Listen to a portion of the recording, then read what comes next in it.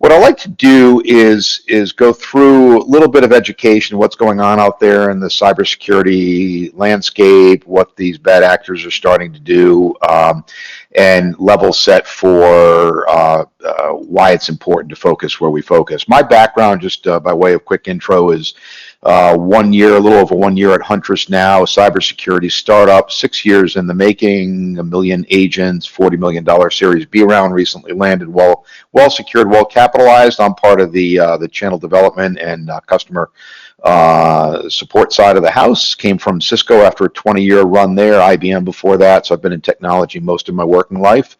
Love technology for what technology can do, not just for technology's sake, and that's what excites me about what Huntress is doing.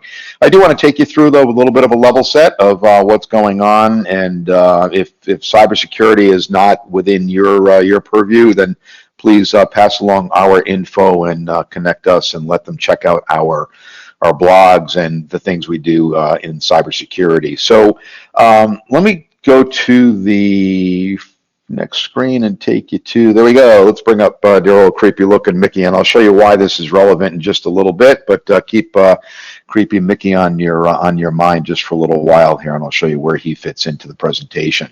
A few takeaways from the few minutes we'll be spending together of what Huntress does, and we are looking for something called persistent threats. Basically, it's things that are bypassing the traditional software preventative tools that are inside of a security solution. So we've all, no matter what you do within your company, we're all aware of what's going on out there recently now. If you followed at all the Log4j with the recent Java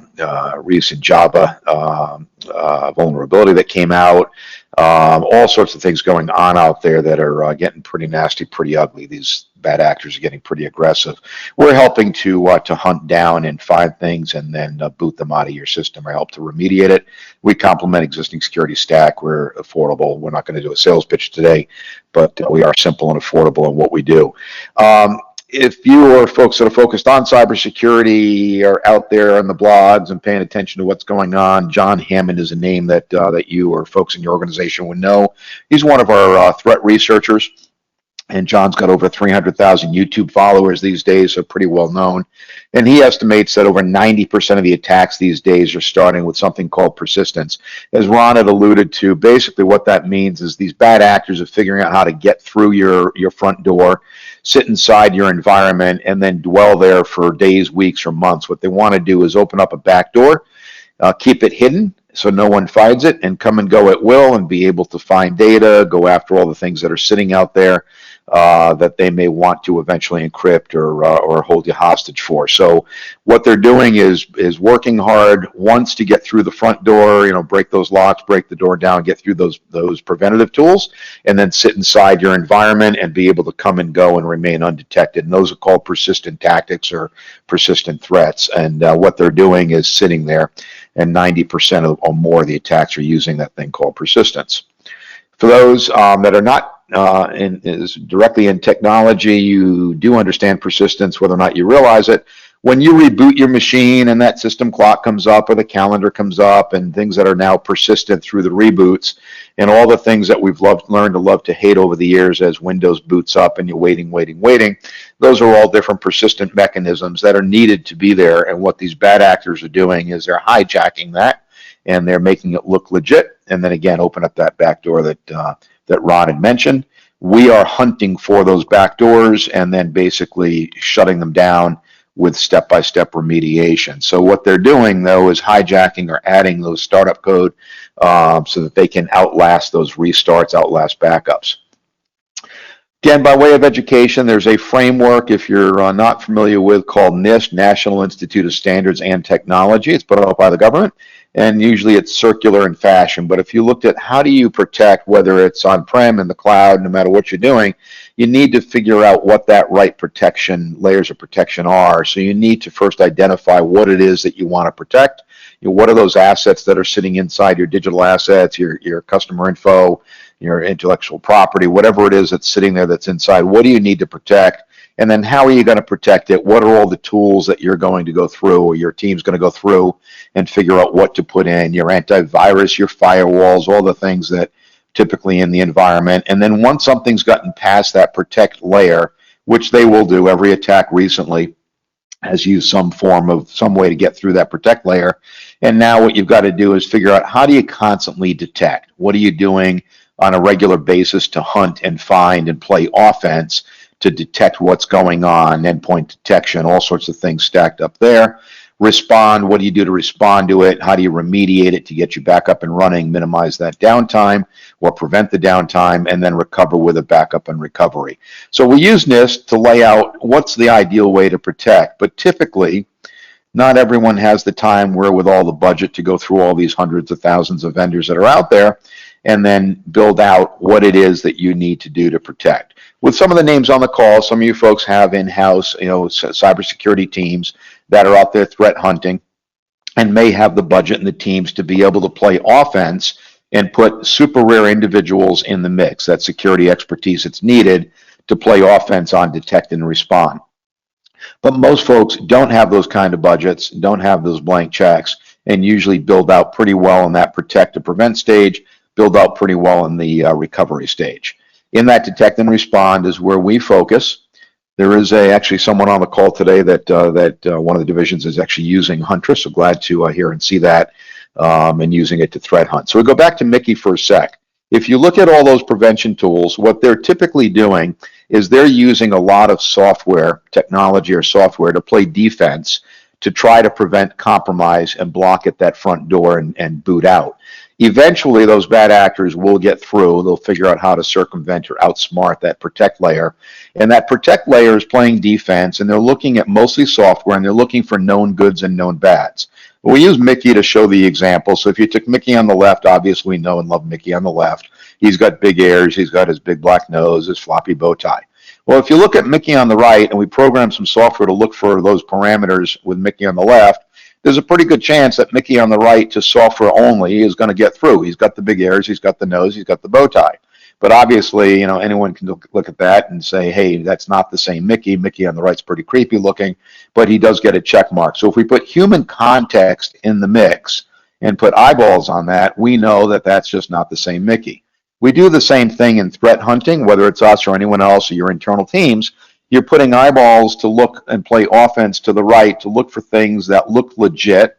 They met all the check marks of those protect and prevent layers, but they're obviously not correct and not right. So we are threat hunting inside the environment. We scan every 15 minutes looking for things that are suspicious, and then when they're deemed to be malicious, we actually then send out a remediation report to you or your team to be able to shut that back door. We use something called MITRE just to show the anatomy of an attack. And again, even if you're not focused on cybersecurity, just look left to right at the column headings here, and this is the way every attack typically will go. That bad actor is going to look to get through that front door, phishing with like a phishing email. You click on the wrong link, and before you know it, they're inside the environment. So they try to get through that front door any which way they can. And then they plant these things called persistence, open up that back door. They want to outlast or survive that backup. And then if you look to the right, again, by way of education, if you look, you'll see what happens typically. They're going to move to the right, escalate privileges, going to look to credential access, discovery. They want to figure out what's inside your environment.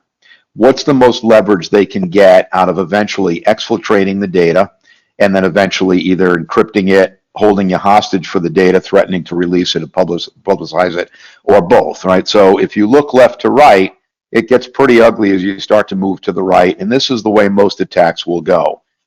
Your front door tools, your preventive tools, are blocking hopefully most or all the time. They're never going to be 100% when they get through.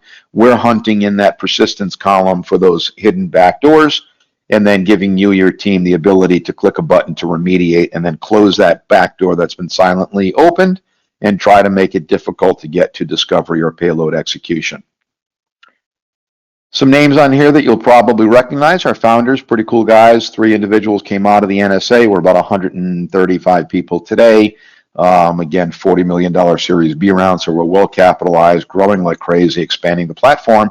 Came out of the NSA. Their job was to plant those hidden backdoors in our foreign adversaries, and they would stay there for months to years at a time. They never got busted. They were 10 years there. Started Huntress 6 years ago to now hunt for those hidden backdoors and be able to provide remediation to minimize and mitigate that the damage. A threat ops team came from all these different notable names that you see on that particular slide. I mentioned we are wildly successful. I'm not going to go into the way the platform works, but it's real simple. It's easy to use. And then what'll happen is we will end up submitting an actual remediation report. We give you your team step-by-step remediation. The key is we give you a green easy button called Review Remediation. Click that. It'll then show you the 3 steps that need to be done. Click Approve, and it's done. So we're a low-noise environment. We're not going to overwhelm with alerts. Our threat ops team, which leads the investigations, will actually give you that customized report with that green easy button to be able to remediate it. Here's what our threat ops team is doing. The key is they're reverse engineering. 10 years again, NSA, 6 years at Huntress. They're pretty highly regarded individuals out there in the cybersecurity community giving back. You may have seen recently with the Log4j breach. We were out in front of that, been all over it to help out. We were out in front of the Kaseya breach, if you're aware of that. Supply chain, almost like the SolarWinds type of an attack. So if we can help out and give back, so even if you have your full cybersecurity team and think that you are in great shape, at some point consider layering Huntress in, but at a minimum, go to our blog, huntress.com/blog. But most of you on the call should definitely take a look at Huntress and see what we can do to help round out your security stack. We show pricing just to give you an idea, simple and affordable for what it is, just gives you an idea of where we fit. And we do have an easy trial that I would suggest just follow up through Ron or directly with me. And Ron will connect you and we can do a more in-depth presentation, show you the dashboard. It is real simple and clean. We only show you what's active. We don't alert fatigue you, but we do show you all of our work. And you can easily start a trial and check us out.